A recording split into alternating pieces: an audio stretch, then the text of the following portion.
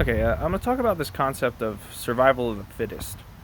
And this idea was put in my head by Jeff Krasno. He runs a YouTube channel called Commune.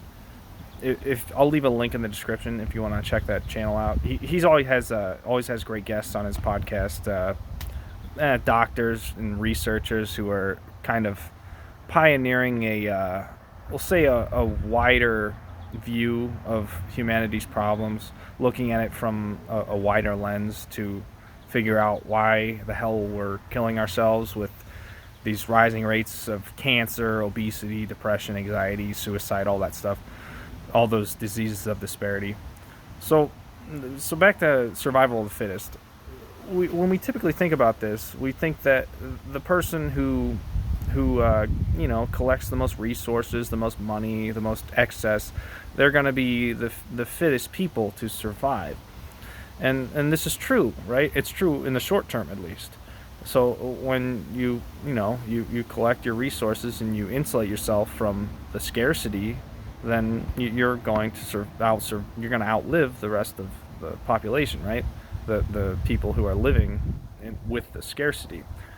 But when we think about this on outside of just a species wide level, okay, when we think about it, the whole entire ecosystem, I mean, as I said, we're killing ourselves, whether it be with those diseases of disparity or even wars.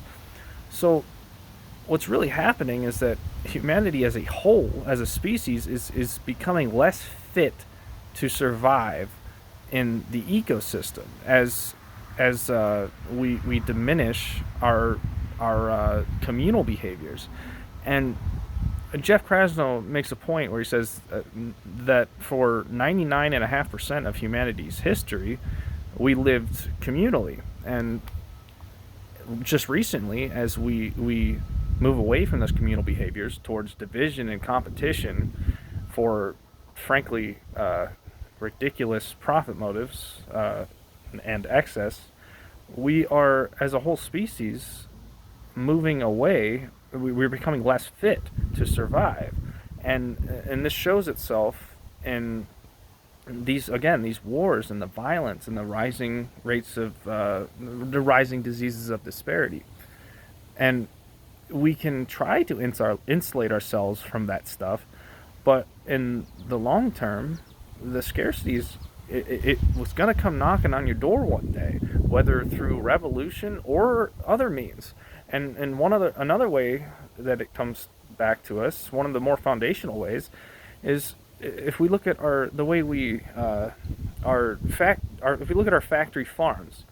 We're putting these weed killers into our farms, this glyphosate, and what it does is it destroys the food web of life in the soil food web of life.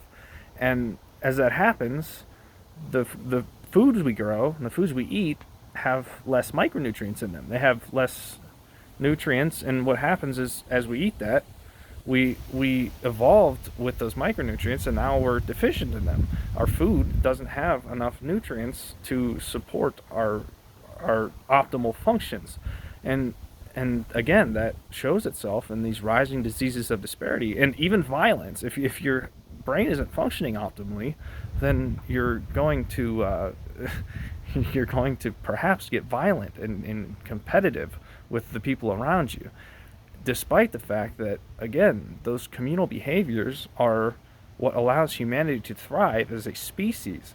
And as we move away from them, as we foster division and competition, as a whole species, we become less fit to survive in the long term. And I expect that long term, we're coming to the end of that long term cycle. Okay, I mean, we're looking at all these wars, and we're getting closer and closer to nuclear war.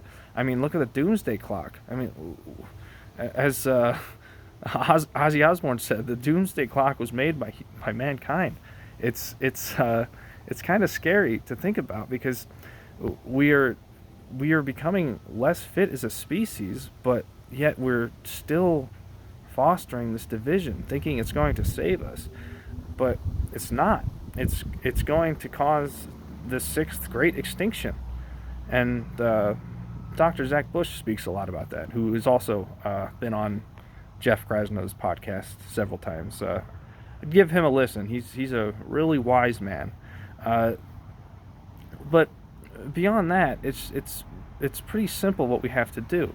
We just have to stop putting profit at the forefront of everything. We need to increase consciousness around the way that we are dividing ourselves from the nature around us, okay, the nature that we evolved to thrive in.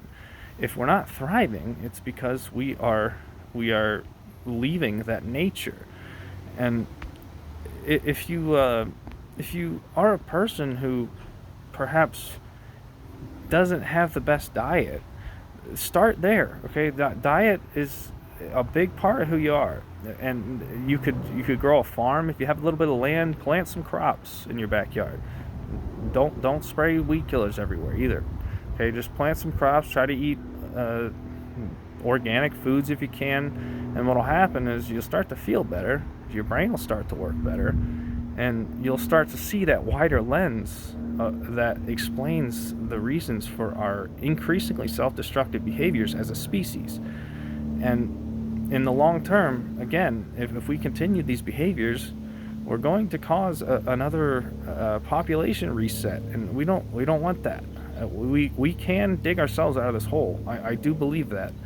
And if you don't see the hole that we've dug ourselves into, you need to pay a little more attention.